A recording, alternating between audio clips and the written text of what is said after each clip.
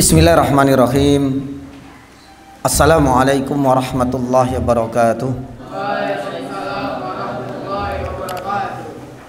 Innal hamdalillah nahmaduhu wa nasta'inuhu wa nastaghfiruh wa na'udzu billahi min shururi anfusina wa sayyiati a'malina.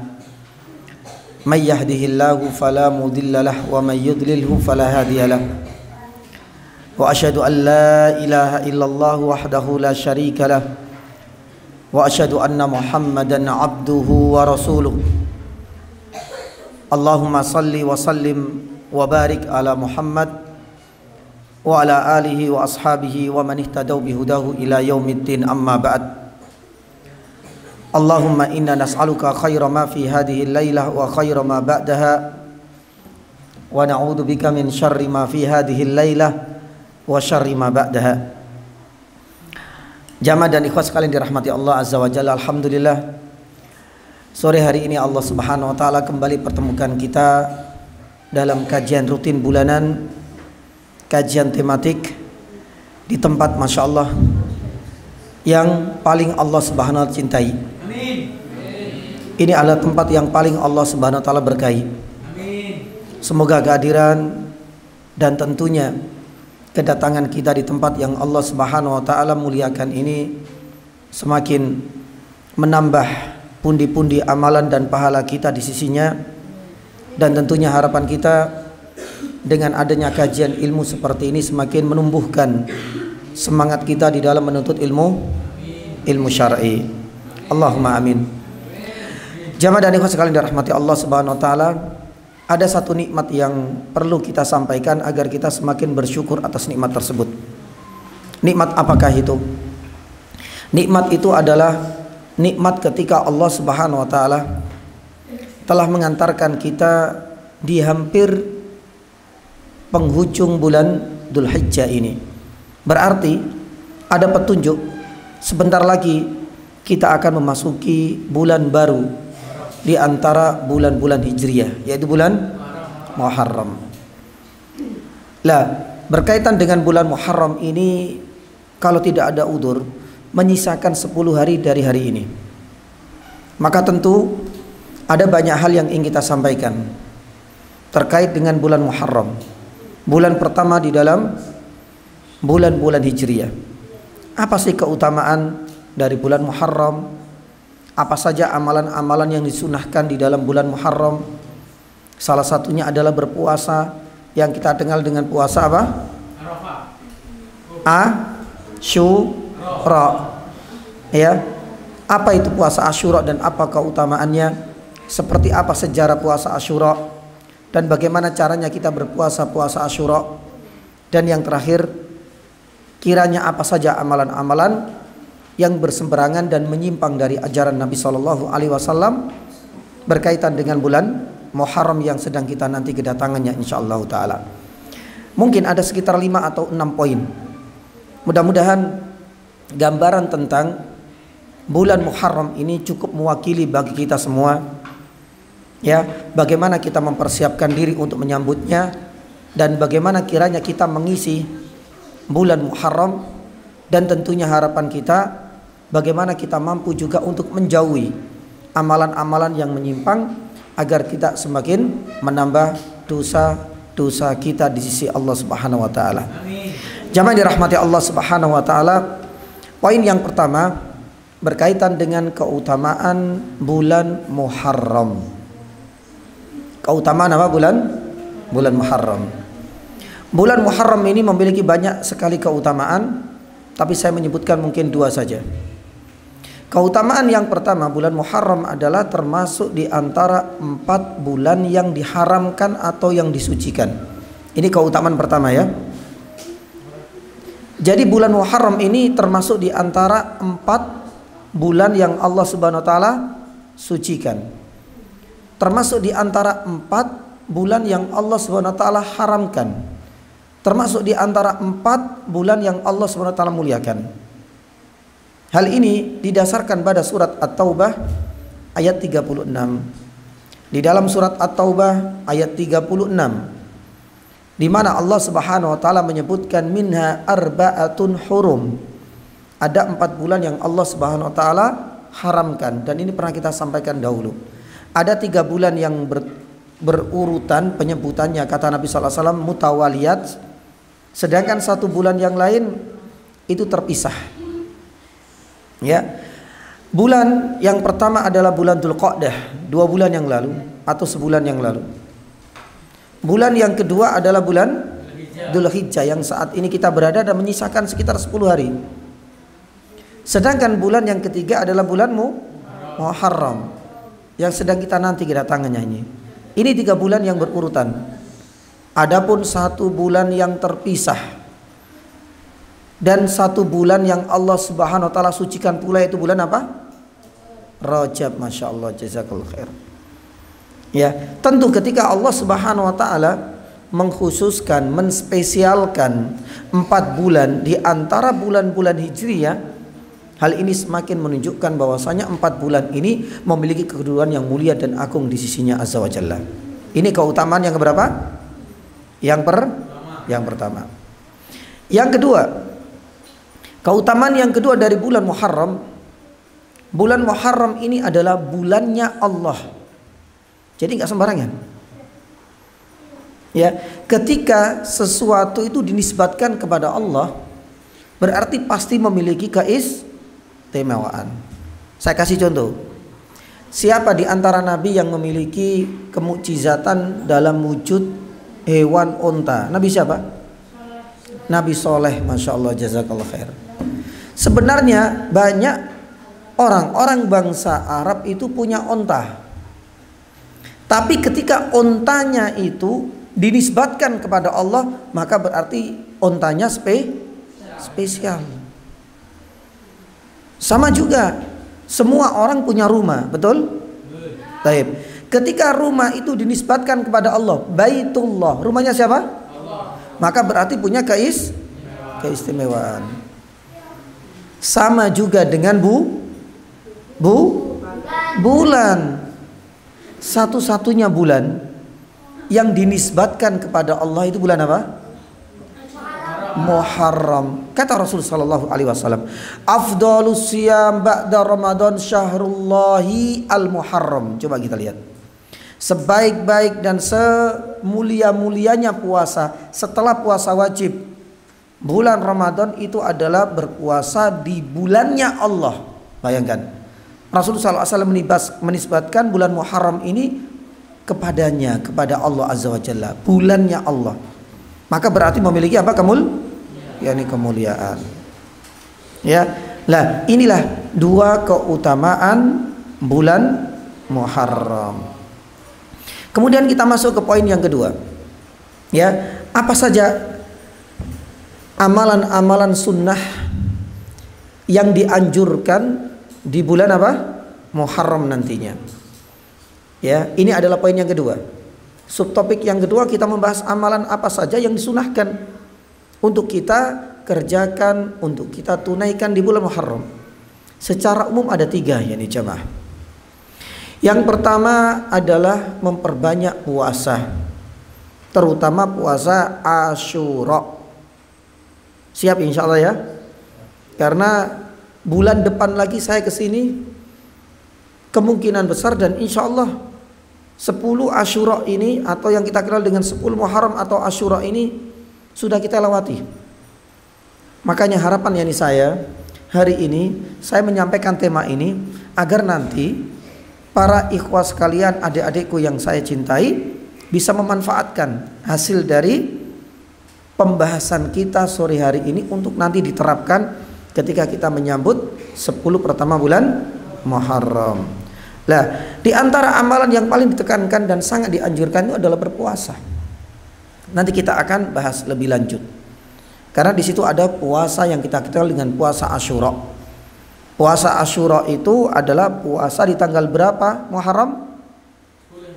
10, tanggal 10-nya. Makanya Asyura itu diambil dari kata asyara. Asyara itu yang keberapa? 10. Tapi disunahkan pula juga berpuasa Tasu'a dari Tis'a. Tis'a itu berapa? Berarti ada sunnahnya berpuasa tanggal 9-nya dan juga tanggal 10. Ingat, bulan Muharram, bukan bulan Juli maupun bulan Agustus. Taib. Nanti kita akan jelaskan sejarah, ya sedikit sejarah ya. Nanti saya akan bercerita mengenai sejarah puasa Asyura. Ketika pertama kali Nabi Shallallahu Alaihi Wasallam berdakwah di kota Makkah dan bagaimana proses puasa Asyura ketika Rasul Sallallahu Alaihi Wasallam sudah berhijrah ke kota Madinah. Taib. Amalan yang pertama berpuasa. Amalan yang kedua, kita disunnahkan, dianjurkan memperbanyak amalan soleh. Kita dianjurkan untuk memperbanyak amalan soleh, apapun bentuknya, apapun wujudnya, apapun ragamnya. Semua amal soleh, semua ibadah sekecil apapun dianjurkan, ditekankan untuk dikerjakan. Kenapa demikian? Karena bulan Muharram ini masih termasuk di antara 4 bulan yang Allah Subhanahu wa taala sucikan. Ya. Dan sebagaimana dahulu pernah kita sampaikan, bulan-bulan yang Allah Subhanahu wa taala haramkan ini ada konsekuensinya. Sekecil apapun ketaatan, sekecil apapun amal soleh, sekecil apapun ibadah yang kita kerjakan, pahalanya akan diapakan? Dilipat gandakan. Beda. Ya. Kita berpuasa di bulan Sya'ban kemarin, puasa Senin misalnya, dengan kita puasa di bulan Dzulhijjah atau Dzulqa'dah atau mungkin barangkali Muharram, puasa Senin juga, itu nilainya berbeda. Karena pahalanya akan dilipat gandakan. Jadi ini yang keberapa? Amalan yang ditekankan? Yang kedua. Yang terakhir, yang ketiga. Ya. Yang terakhir, kita dianjurkan, ditekankan pula untuk segera bertaubat dari segala bentuk kemaksiatan dan dosa. Ya. Kenapa demikian? Karena memang bulan ini sekali lagi adalah bulan yang Allah Subhanahu wa taala sucikan. Sebagaimana setiap ketaatan sekecil apapun akan dilipat gandakan pahalanya, maka pun demikian dengan dosa dan kemaksiatan sekecil apapun dikerjakan di 4 bulan yang Allah SWT haramkan dan sucikan akan dilipat gandakan apanya? Setiap kemaksiatan ya sekecil apapun yang dikerjakan di bulan Dzulqa'dah, Dzulhijjah, Muharram dan Rajab akan dilipat gandakan apanya? Dosanya. Maka oleh karena itu, adik-adikku yang saya cintai dan ikhwas sekalian, inilah di antara 3 ya amalan yang sangat dianjurkan ya sekali. Berpuasa sunnah, nanti kita akan sampaikan. Yang kedua, memperbanyak amalan soleh sekecil apapun karena akan dilipat gandakan pahalanya. Yang ketiga, segera bertaubat dari kemaksiatan dan dosa karena kemaksiatan sekecil apapun juga akan dilipat gandakan apanya? Dosanya. Maka iman banget. Jangan sampai kemudian berlalu bulan-bulan haram ini bukan semakin menumpuk pahala untuk kita, tapi sebaliknya malah menumpuk apanya? Dosanya. Karena kita nggak tahu, dianggap bulan-bulan haram ini seperti bulan-bulan yang lain, padahal konsekuensinya berat. Maka manfaatkanlah momentum emas seperti ini, peluang berharga seperti ini. Jangan sampai bulan-bulan haram ini terlewatkan tanpa kita mendapatkan rahmat dari Allah, tanpa kita mendapatkan ya pundi-pundi pahala yang sudah Allah Subhanahu wa taala siapkan. Ini subtopik yang kedua. Adapun subtopik yang ketiga, jamaah dan ikhwas sekalian dirahmati Allah Subhanahu wa taala, kita akan membahas tentang sejarah puasa Asyura. Ya, kita pengen tahu sejarahnya. Puasa Asyura mulai dari awal sampai akhir itu ternyata melalui 4 fase, melalui 4 tahapan. Nah, supaya kita tahu nanti kronologi dan ceritanya. Seperti apa sih puasa Asyura itu? Ya. Kalau kita lihat, para ulama itu menyebutkan 4 tahapan. Tahapan yang pertama, puasa Asyura ya, itu adalah puasa yang dulu selalu dikerjakan oleh Nabi SAW di kota Mekah tapi tidak memerintahkan sahabat untuk berpuasa, yakni Asyura. Ini adalah tahapan pertama. Jadi dulu pertama kali Nabi SAW ketika di mana? Di Makkah. Itu Nabi SAW selalu menjaga puasa Asyura, tapi tidak memerintahkan para sahabat untuk berpuasa puasa ini. Dan ini sebagaimana ditentukan oleh Aisyah radhiyallahu taala anha. Makanya sebagian ulama ada yang mengatakan kala itu puasa yang wajib ketika masih di kota Makkah ya puasa apa? Asyura. Tapi hanya khusus untuk siapa? Rasulullah sallallahu alaihi wasallam. Oke. Kemudian tahapan yang kedua sekarang. Ketika Rasulullah SAW sudah hijrah kemana? Ke Madinah.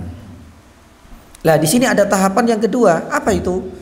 Puasa Asyura ini dikerjakan oleh Nabi Shallallahu Alaihi Wasallam dan diperintahkan pula sahabat untuk berpuasa. Beda ya. Kalau ketika di kota Makkah hanya Nabi Shallallahu Alaihi Wasallam berpuasa, para sahabat nggak diperintahkan nggak usah puasa.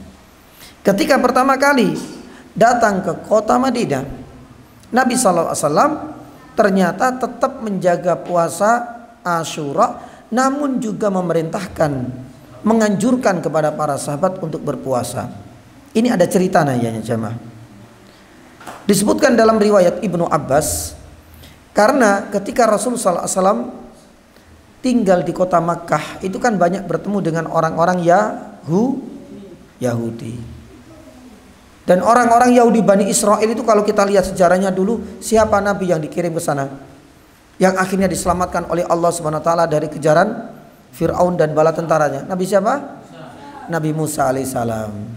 Lah, Nabi Musa alaihissalam ya diyakini ketika diselamatkan oleh Allah Subhanahu wa taala dari kejaran apa?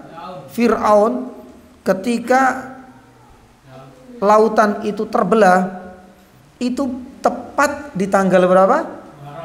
10 Muharram. Makanya Nabi SAW bertanya kepada mereka, loh ngapain kalian orang-orang Yahudi kok berpuasa di tanggal 10 ini? Kok sama gitu loh dengan Nabi SAW, saya juga berpuasa di sini. Ternyata orang-orang Yahudi punya alasan. Kita di tanggal 10 berpuasa karena mengingatkan kita pada Nabi Musa alaihissalam dahulu ketika diselamatkan oleh Allah Subhanahu wa taala dari kejaran Fir'aun, ketika melewati lautan yang terbelah, sebagai wujud syukur telah diselamatkan oleh Allah.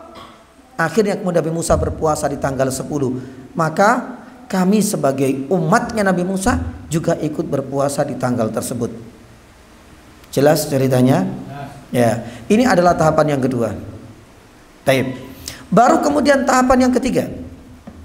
Tahapan ketiga baru kemudian turunlah ayat tentang kewajiban puasa Ramadan. Lah ini. Jadi Ramadan ini terakhir turunnya ayatnya. Ketika turun ayat tentang kewajiban puasa Ramadan, Nabi SAW akhirnya tidak menganjurkan dan tidak melarang sahabat untuk berpuasa Asyura. Karena sudah ada pengganti yang wajib, yaitu puasa apa? Puasa Ramadan. Maka puasa Asyura monggo para sahabat. Yang mau puasa ya silakan. Yang nggak mau puasa ya nggak ada masalah. Padahal sebelumnya tadi apa? Nabi SAW berpuasa dan memerintahkan dan menganjurkan para sahabat untuk berpuasa. Tapi ketika turun ayat ini tahapan yang ketiga, ya ayyuhalladzina amanu kutiba alaikumusiyam kama kutiba alal ladzina min qablikum la'allakum. Turun ayat ini, Allah Subhanahu wa taala langsung memerintahkan Nabi sallallahu alaihi wasallam puasa wajib Ramadan. Nah, terus bagaimana statusnya puasa Asyura? Nabi sallallahu alaihi wasallam memberikan kebebasan kepada para sahabat. Yang mau puasa Asyura ya monggo. Yang sekiranya nggak mampu nggak ada masalah. Yang penting jangan tinggalkan puasa wajib, puasa Ramadan. Ini tahapan yang keberapa? Yang ketiga. Nah, ini kisah terakhir sebelum Nabi Shallallahu Alaihi Wasallam wafat. Ya Allah, Rasulullah Shallallahu Alaihi Wasallam sebelum wafat ternyata punya pesan Ini adalah bagian dari wasiat beliau sebelum meninggal. Apa itu? Berkaitan dengan puasa Asyura. Rasulullah Shallallahu Alaihi Wasallam sedikit risih setiap kali puasa Muharram sunnah, barengi orang-orang siapa? Yahudi. Maka fase yang terakhir Nabi Sallallahu Alaihi Wasallam menyampaikan kepada para sahabat, tahun depan kita akan mengawali puasa 1 hari sebelum Asyura. Tanggal berapa berarti? 9. Tanggal 9. Jadi tahun depan kita akan puasa tanggal 9 dan tanggal 10-nya. Kenapa diawali 1 hari? Untuk menyelisihi kebiasaan dan budayanya orang-orang Yahudi. Tapi apalah dikata, tahun depan yang sebelumnya harapan Nabi Shallallahu Alaihi Wasallam ingin sekali berpuasa tanggal 9 tidak pernah terwujudkan di dunia ini karena Rasulullah Shallallahu Alaihi Wasallam telah meninggal. Jadi inilah tahapan puasa Asyura. Tahu kisahnya ya? Jadi pertama kali di Makkah Nabi Sallallahu Alaihi Wasallam puasa sendiri Asyura, tidak memerintahkan para sahabat. Ketika hijrah pertama kali ke Madinah, yang kedua tadi apa? Nabi Sallallahu Alaihi Wasallam memerintah berpuasa dan memerintahkan sahabat untuk berpuasa apa? Asyura. Yang ketiga, Allah SWT memberikan ganti puasa wajib. Puasa apa? Ramadan. Terus bagaimana dengan puasa Asyura-nya? Dibebaskan. Yang mau puasa silakan, yang nggak mau puasa Asyura nggak ada masalah. Dan yang terakhir tadi apa? Adanya keinginan dan wasiat Nabi Shallallahu Alaihi Wasallam untuk berpuasa 1 hari diawali sebelumnya. Berarti tanggal 9 yang kita kenal dengan Tasu'a dan tanggal 10-nya. Meskipun Rasulullah Sallallahu Alaihi Wasallam belum sempat berpuasa karena Allah Subhanahu Wa Taala telah menjemput ajal ya Rasul Sallallahu Alaihi Wasallam. Baik. Ini adalah poin yang ketiga. Adapun subtopik yang keempat, kita akan membahas tentang keutamaan puasa Asyura. Ya, apa sih keutamaan kita itu berpuasa nanti Asyura? Termasuk berpuasa pada tanggal 9-nya. Ada banyak sekali keutamaannya. Enak loh nanti. Apa saja keutamaan puasa Asyura? Ya, dan puasa Tasu'a. Yang pertama, puasa Asyura itu bisa meleburkan dosa-dosa kecil selama 1 tahun kapan? Ke depan, Masya Allah. Subhanallah. Ya, ini adalah keutamaan yang luar biasa sekali. Ya, nah, coba kita sedikit membahas tentang puasa Arafah kemarin. Kemarin puasa Arafah enggak? Puasa, oke. Apa pahalanya puasa Arafah? Menghapus dosa. Sebelumnya berapa tahun? 1 tahun. Dan 1 tahun kapan? Setelahnya. Kalau puasa Muharram nanti insya Allah tanggal 10 menghapus apa? 1 tahun ke depannya. Lah kenapa kok beda?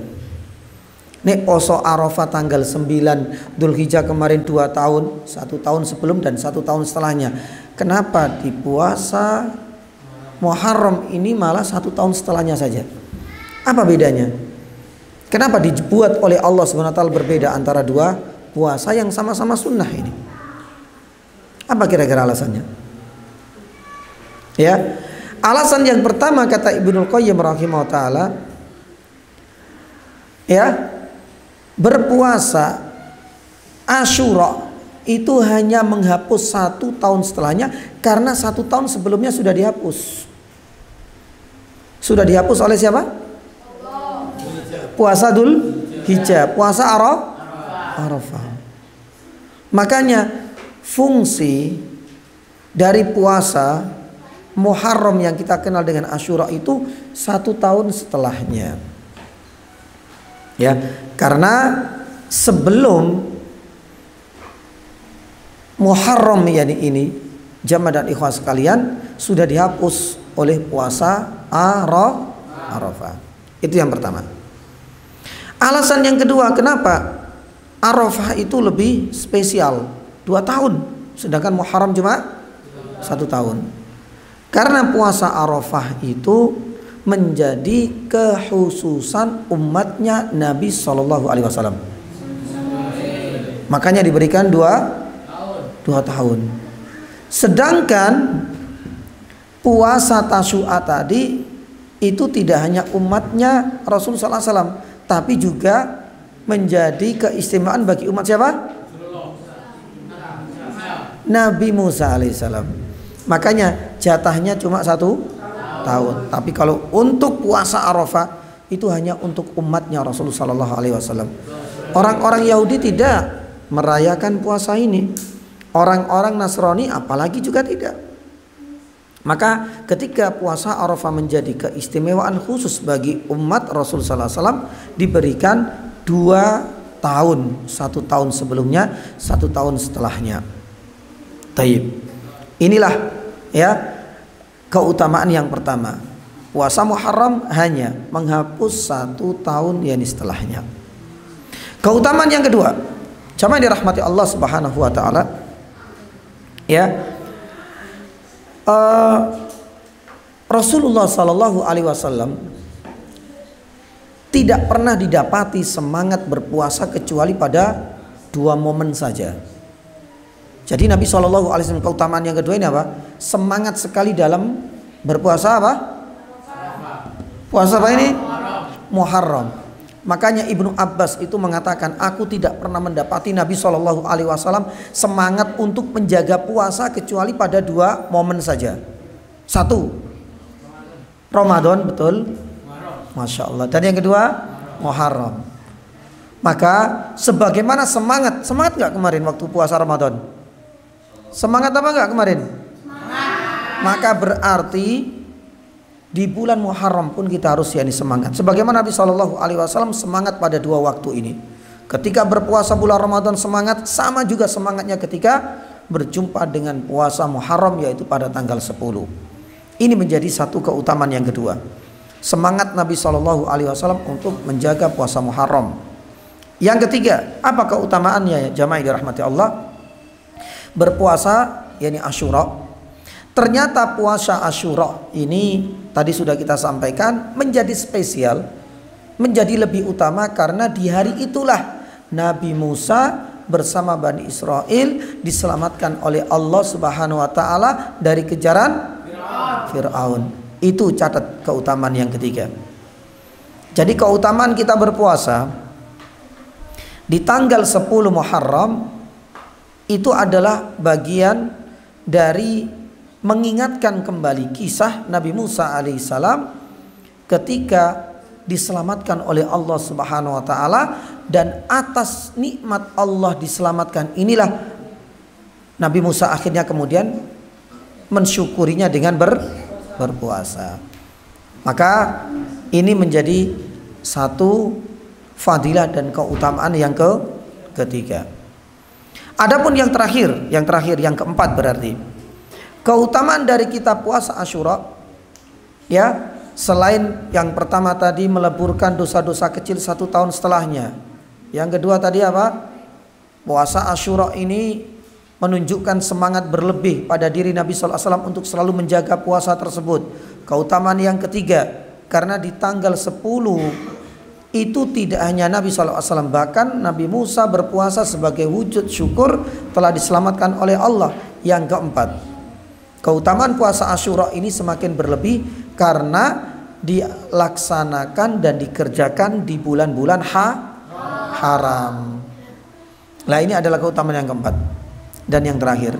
Dan sebagaimana kita sampaikan, ketika satu amalan puasa dikerjakan di bulan-bulan haram, berarti pahala puasanya akan dilipat yang digandakan oleh Allah Subhanahu wa taala. Taib. Ini 4 fadilah dan keutamaan dari kita berpuasa Asyura. Sekarang masuk poin yang keberapa ini? Kelima ya. Taib. Alhamdulillah. Yang nulis alhamdulillah. Sekarang yang kelima. Bagaimana caranya kita berpuasa Asyura? Lah di sini ada 4 yakni pendapat, dan mudah-mudahan ya kita nanti bisa tahu bagaimana caranya berpuasa. Karena ada kalanya berpuasa ada yang 3 hari, ada yang 2 hari, ada yang 1 hari. Maka di sini secara umum ada 4. 3 disyariatkan, 3 cara disyariatkan, sedangkan cara yang terakhir itu tidak ada dalil dan anjurannya. Yang pertama, jamaah dirahmati Allah, berpuasa, catat, tanggal 9, tanggal 10 dan tanggal 11. Berarti berapa hari puasa Muharram? 3 hari. Tanggal 9, tanggal 10 dan tanggal 11. Ini menurut jumhur para ulama mengatakan bahwasanya ini adalah cara pertama. Ada yang mengatakan hal ini tidak diperbolehkan.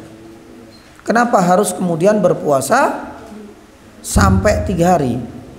Tapi sebagian ulama mengatakan bahwasanya sah-sah saja. Karena ada beberapa pertimbangan dan alasan. Sebab dengan kita berpuasa 3 hari inilah sebagai bentuk kehati-hatian. Karena kan kadang-kadang bulan Hijriah itu kan beda-beda kan. Ada yang kadang 29, kadang yang enggak, ini sebulan ini 30. Awal bulan Hijriah kadang-kadang beda-beda. Maka dengan berpuasa 3 hari ini diharapkan ya minimal bisa menutup 2 hari, tanggal 9 dan tanggal 10-nya. Alasan yang kedua disebutkan dalam riwayat, dan ini kebiasaannya Abdullah ibnu Abbas, di mana beliau pernah bercerita, aku selalu menjaga puasa Asyura plus 1 hari sebelumnya dan 1 hari setelahnya untuk menyelisihi orang-orang Yahudi. Berarti jumlah keseluruhnya berapa hari? Ya, tanggal berapa? 10 dan 11. Ini cara pertama. Cara yang kedua, 2 hari, tanggal berapa? Tanggal 9 dan tanggal 10. Dan ini yang sangat-sangat dianjurkan. Sebagaimana para ulama menyatakan demikian, dan sebagaimana wasiat tadi yang kita sampaikan, Nabi SAW punya harapan. Karena merasa risih kalau hanya puasa 1 hari, kok pas puasa ternyata orang-orang Yahudi poso. Ya wis, tahun depan ya, kalau memang ada kesempatan kita akan menyelisih 1 hari sebelumnya.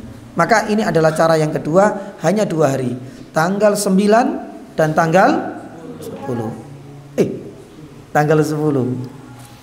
Cara yang ketiga, berapa hari? 1 hari, tanggal berapa? Tanggal 10. Alhamdulillah. Jadi cara yang ketiga ini jamaah dirahmati Allah Subhanahu wa taala cuma 1 hari tok, yaitu tanggal 10 yang kita kenal dengan Asyura itu. Ya, lah 3 cara inilah termasuk 3 cara yang sesuai dengan hadis dan sunnah Nabi SAW. Bila mana kita memilih cara yang pertama 3 hari berpuasa, alhamdulillah. Bila mana kita memilih 2 hari 9 dan 10, alhamdulillah. Bila mana kita hanya mampu untuk berpuasa tanggal 10 yani saja, apalagi tadi fadilahnya apa? Bisa meleburkan 1 tahun yani setelahnya, maka silakan. Tapi ingat, di sini ada cara yang keempat tapi tidak disyariatkan. Cuma puasa 1 hari, tanggal berapa? Tapi tidak disyariatkan. Tanggal berapa? Tanggal 9-nya saja. Ini yang tidak disyariatkan. Kalau yang pertama 9, 10, 11, yang kedua 9 dan 10, yang ketiga 10. Ini semuanya disyariatkan. Adapun yang keempat ini tidak disyariatkan karena didukung oleh hadis yang lemah, yaitu hanya mengkhususkan puasa pada tanggal berapa? 9. Ini tidak disyariatkan. Ada hadis tapi dhaif. Kenapa ada yang mengatakan tanggal 9? Karena mengingatkan pada bulan Dzulhijjah, bulan ini. Karena puasanya kita di bulan Dzulhijjah ini tanggal berapa? 9. Yang kita kenal dengan puasa Arafah. Disamakan dengan tanggal 9 saja di bulan Muharram, tapi riwayatnya lemah dan dhaif. Jelas di sini? Jelas. Nah, jamaah dirahmati Allah Subhanahu wa taala. Adapun poin yang terakhir, ya, poin yang terakhir ini berkaitan dengan amalan-amalan yang tidak disunahkan. Lah ini hati-hati. Jangan hanya ngejar amalan yang disunahkan, terus kemudian tidak memperhatikan amalan-amalan yang menyimpang.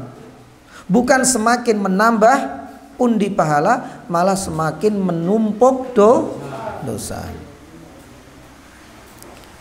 Ternyata di dalam bulan Muharram ini subhanallah, banyak sekali penyimpangan-penyimpangan yang terjadi di masyarakat kita, di sebagian kaum muslimin, baik itu berkaitan dengan amalan-amalan tertentu atau keyakinan-keyakinan tertentu. Kalau dalam kalender Jawa, maaf, biasanya bulan Muharram ini disebut dengan bulan Suro. Lah, apa saja penyimpangan? Itu adat. Apanya adatnya? Mempercayai kalau bulan Muharram itu bulan penuh kecelakaan dan kesialan. Ini penyimpangan. Tulis. Ya, ini adalah penyimpangan dan kesesatan yang pertama ketika menyikapi bulan Muharram. Jadi yang pertama itu, bulan Muharram itu diidentikan sebagai bulan penuh kesialan, bulan keramat. Makanya banyak di antara sebagian masyarakat kita itu nggak mau mengadakan acara-acara besar. Semisal apa? Mungkin di sini ya sunatan. Di sini ada yang belum sunat? Nggak mau sunat, ya di bulan apa? Muharram. Nikah nggak mau, acara tasyakuran nanti saja setelah bulan Muharram, karena merasakan bahwasanya bulan Muharram ini dianggap sebagai simbol kesialan. Kalau tetap dilaksanakan bahaya. Mereka meyakini akan berefek pada mungkin kematian, mungkin ya ketidakkeberuntungan, mungkin kesengsaraan. Ya, makanya orang-orang dan sebagian masyarakat kita itu kalau sudah berada di bulan apa? Muharram atau bulan Syuro ini anti banget. Sepi. Gak ada yang namanya amalan-amalan atau acara-acara atau perhelatan-perhelatan besar, itu gak ada. Mereka takut. Terus bagaimana kita menyatakan hal ini adalah bagian dari penyimpangan dalam keyakinan? Bukankah kita sampaikan ya ini tadi, bulan Muharram ini adalah termasuk bulan apa? Bulan istimewa. Yang istimewa. Kenapa kemudian kita malah meyakini ini adalah simbol kesialan? Berarti bertentangan sekali. Bulan Muharram ini adalah bulannya Allah. Loh, kok malah diyakini malah menjadi bulan penuh kesengsaraan dan sial? Berarti ini kan bertentangan dengan syariat kita. Bulan Muharram ini jamaah, bulan dimana kita memperbanyak amalan ibadah, salah satunya puasa karena bisa menghapuskan dosa. Loh, kok malah diyakini sebagai bulan yang penuh sial? Ini kan bertentangan. Maka nggak boleh kita meyakini akan hal itu. Bahkan meyakini bulan tertentu, hari tertentu itu hari sial, termasuk bentuk tiaroh, dan tiaroh itu adalah hakikat dari kesyirikan. Makanya Rasul sallallahu alaihi wasallam pernah bersabda, at-tiyaratu syirkun, at-tiyaratu syirkun, at-tiyaratu syirkun. Tiaroh itu, tahu tiaroh enggak? Tiaroh itu sebenarnya adalah ngadu nasib. Dulu orang-orang Arab jahiliyah ketika mau bepergian untuk mencari rezeki atau safar atau melakukan satu perhelatan besar, itu menggunakan media burung. Burung itu dilepas. Nek ke kanan, oh ini pertanda apa? Baik. Nek ke kiri, nek lurus. Anda belum beruntung, diulangi lagi. Sampai ke kanan atau? Ya, ini ke kiri. Itu dulu pakai media apa? Burung. Sekarang sudah berubah banyak. Sekarang kadang-kadang pakai zodiak, ya kan? Apa bintangmu? Bintang Taurus. Bintang apa lagi? Leo. Apa lagi? Bintang apa? bintang 7. Ya, hal-hal seperti ini adalah bagian dari media untuk mengundi nasib. Padahal gak ada kaitannya sama sekali. Semua hari itu baik. Kenapa kita percaya dengan perkiraan-perkiraan yang didasarkan pada bintang, rasi dan lain sebagainya? Ini yang disebut oleh Rasul Sallallahu Alaihi Wasallam bagian dari kesyirikan, menduakan Allah. Allah SWT mengatakan hari semuanya baik, yang menentukan nasib baik dan buruk itu Allah. Kenapa kalian semua malah menyatakan sebaliknya, bahwasanya rasi ini baik, rasi ini buruk? Berarti ini bagian dari syirik karena menduakan Allah Subhanahu wa taala dalam menentukan kebaikan dan keburukan. Maka hati-hati dengan keyakinan seperti ini. Mudah-mudahan Allah Subhanahu wa taala menjauhkan kita dari yang itu yang syirik. Ya, ini yang pertama, penyimpangan pertama. Penyimpangan yang kedua. Apa itu penyimpangan yang kedua? Penyimpangan yang kedua itu adalah memperingati ya awal bulan baru. Ya. Kita tahu bulan Muharram sebagaimana bulan-bulan yang lain, awal yakni bulan baru Hijriah ini nggak ada yang spesial untuk diperingati. Yang kita peringati secara tahunan itu cuma ada dua, yaitu Idul Fitri dan Idul, itu yang kita peringati. Adapun yakni awal tahun Hijriah itu tidak ada yang spesial. Sama juga dengan bulan-bulan yang lain, nggak ada yang spesial. Baik, ini adalah bentuk penyimpangan yang kedua. Penyimpangan yang ketiga, tulis, hati-hati. Ada sebagian masyarakat kita yang menyambut bulan Muharram ini dengan sholat Asyura. Pernah dengar apa mboten? Belum ya? Tapi jangan dipraktekkan ya. Apa itu sholat Asyura? Sholat Asyura itu sholat 4 rakaat. Oke? Di tanggal 10 Asyura, tanggal 10 Muharram, sholat 4 rakaat dilaksanakan antara waktu duhur sama waktu asar. Sebelum saya lanjutkan, ada nggak yang pernah mengerjakan hal ini? Alhamdulillah, bersyukur ya. Ya, karena ini tidak ada dalilnya, tapi sebagian masyarakat mempercayai bahkan kemudian mengerjakannya, yang dikenal dengan sholat Asyura. Di tanggal 10 bulan Muharram, antara sholat duhur dan sholat asar, mereka sholat 4 rakaat. Setiap rakaatnya itu membaca Al-Fatihah. Oke. Kemudian di setiap rakaatnya setelah Al-Fatihah itu membaca ayat kursi 10 kali. Oh, lama ini. Langsung disambung dengan membaca surat Al-Ikhlas 10 kali. Oh. Disambung lagi dengan membaca surat Al-Falaq 5 kali. Disambung dengan membaca surat An-Nas 5 kali. Pertanyaan sekali lagi, ada nggak di antara kita yang pernah mengerjakan hal ini? Bersyukur, alhamdulillah. Karena ini adalah bagian dari bentuk penyimpangan. Karena tidak ada syariat. Loh, ada dalilnya Ustaz, dalilnya tidak sahih. Gak ada yang namanya sholat khusus yang dikerjakan di bulan Muharram yang dikenal dengan sholat Asyura. Ya, di tanggal 10 bulan Muharram dilaksanakan antara sholat duhur dengan sholat asar 4 rakaat. Setelah Al-Fatihah semuanya membaca surat ayat kursi 10 kali, surat Al-Ikhlas 10 kali, membaca surat Al-Falaq 5 kali, kemudian membaca surat An-Nas 5 kali. Ini tidak sahih. Ya malah dapat dosa.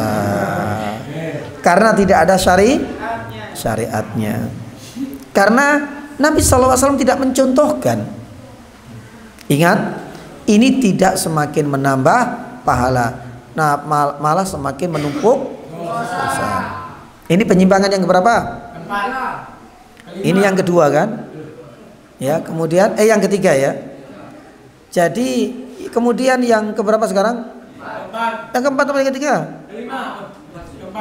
Sekarang yang keempat. Penyimpangan yang pertama apa tadi? Mempercayai bulan Muharram bulan kesialan. Yang kedua apa? Sholat, memperingati awal tahun. Yang ketiga, sholat Asyura. Ini penyimpangan. Penyimpangan yang keempat, ya, yaitu yang dikenal dengan doa Asyura. Kalau tadi kan sholat Asyura, sekarang ada yang dikenal di sebagian masyarakat kita dengan doa Asyura. Apa itu doa Asyura? Yaitu mengucapkan has wa ni'mal wakil. Berapa kali? 10 kali. Ada yang mengatakan bukan 70 kali. Lah, ini didasarkan pada sebuah riwayat. Dibaca ketika Asyura. Dibaca sebanyak 70 kali. Hasbunallahu wa ni'mal wakil. Dibaca terus. Diyakini hal ini akan menjadi benteng untuk Allah Subhanahu wa taala menjaganya, memberikan keselamatan, memberikan perlindungan dari gangguan. Ada hadisnya? Ada. Tapi doa seperti ini yang dibaca dengan jumlah seperti ini dan dibaca pula di tanggal 10 yang dikenal dengan doa Asyura, riwayatnya dhaif atau lemah. Berarti boleh nggak kita kerjakan? Tidak diperbolehkan. Ini penyimpangan yang keberapa? Yang keempat. Sekarang penyimpangan yang paling akhir sebelum kita tutup. Penyimpangan yang paling akhir itu memperingati kematian siapa?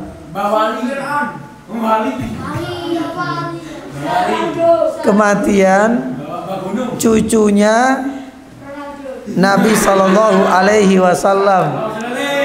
Siapa? Satu saja. Hasan apa Husain? Husain. Ya. Jadi Husain ini adalah cucunya Nabi Sallallahu Alaihi Wasallam. Dibunuh di padang Karbala di tahun 61 Hijriah. Bahkan kepalanya itu dipenggal. Ya. Lah, kejadian ini kemudian diperingati setiap tahunnya di tanggal 10 itu. Diperingati sebagai hari kesedihan oleh orang-orang Rafidhah. Makanya mereka ada yang kemudian memukul-mukul dirinya. Ada yang pakai cambuk, ada yang kemudian cambuknya ujungnya ini dikasih apa? Pisau. Dicambuk-cambukkan ke gere, ke punggungnya sampai berdarah. Kadang-kadang pakai pedangnya digini kan. Keluar apa? Ya, ini darah. Apa yang mereka yakini dengan ritual seperti ini? Karena ini dianggap sebagai bentuk kesedihan sebagaimana yang dialami oleh Husain ketika di tanggal itu pula dipenggal oleh orang-orang yang tidak bertanggung jawab. Maka ketika kemudian ritual seperti ini dilestarikan, kemudian dengan melukai dirinya sendiri, pernah lihat nggak videonya? Nggak pernah ya. Kapan-kapan insya Allah minta ustadznya untuk ya. Lah, sangat mengerikan ya ini banget. Islam itu tidak menyuruh kita untuk mendolimi dan menyakiti diri. Itu nggak boleh. Bagaimana mungkin hal ini dianggap sebagai bentuk ibadah? Kalau memang kita itu bersedih ya dengan kematian Husain, sebenarnya nggak hanya bersedih pada kematian Husain. Banyak para sahabat yang meninggal dan tewas dalam peperangan. Sedih nggak kita? Kita semua juga sedih. Bahkan sebelum kita sedih, Nabi Shallallahu Alaihi Wasallam lebih layak orang yang paling sedih dengan kematian banyak orang. Khadijah ketika meninggal, Nabi Sallallahu Alaihi Wasallam sedih gak? Apakah dengan kematian Khadijah kemudian Nabi Sallallahu Alaihi Wasallam setiap tahunnya itu melukai dirinya sendiri? Hamzah dalam perang Uhud itu menjadi pamannya Nabi, pula menjadi saudara sepersusuan dengan Nabi Sallallahu Alaihi Wasallam, dibunuh, ya, kemudian dibelah dadanya, kemudian diapakan? Diambil. Sedih gak Nabi Sallallahu Alaihi Wasallam? Sangat sedih. Apakah setiap tahun Nabi SAW memperingati dengan melukai dirinya sendiri sebagai wujud kesedihan dengan wafatnya Hamzah? Tidak. Maka inilah bukti bahwasanya ibadah itu ya, satu, harus sesuai dengan petunjuknya Nabi SAW. Yang kedua, semua jenis menyakiti diri sendiri adalah perkara yang diharamkan. Maka ini adalah diantara beberapa penyimpangan-penyimpangan di saat nanti kita berada di bulan yakni Muharram. Ya, semoga Allah Subhanahu wa taala mudahkan kita untuk mengisi bulan Muharram ini dengan beragam ibadah.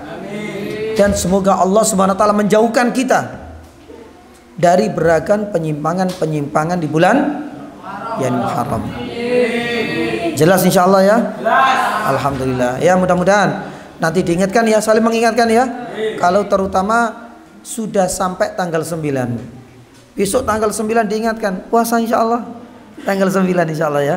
Tanggal 10 ya. Kalau enggak kuat tanggal 10 saja ya. 1 hari. Ya, minimal 1 hari. Kalau bisa 2 hari.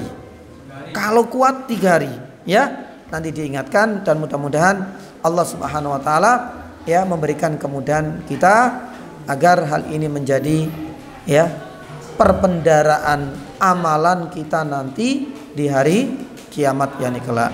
Demikian yang bisa kami sampaikan, semoga ada yakni faedahnya ya, dan semoga Allah Subhanahu wa taala pertemukan kita di lain kesempatan nanti insyaallah di bulan apa? yakni Agustus. Mudah-mudahan enggak ada halangan. Kita tutup dengan doa majelis pada ketika asyhadu alla ilaha illa anta astaghfiruka wa atubu ilaik. Wa sallallahu ala nabiyyina Muhammadin wa ala alihi wasallam. Assalamualaikum warahmatullahi wabarakatuh.